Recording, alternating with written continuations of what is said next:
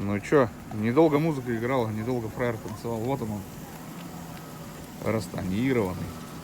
Номера сняли. И свидетельство о регистрации забрали. Короче, поехали ставить бэху на учет. Чё, Димон, как дела? Как растонированно кататься? И растонировали, короче, и сняли номера, все поснимали. По итогу едем в ГАИ, ставим машину на учет. Ну и продаем ее уже от собственника.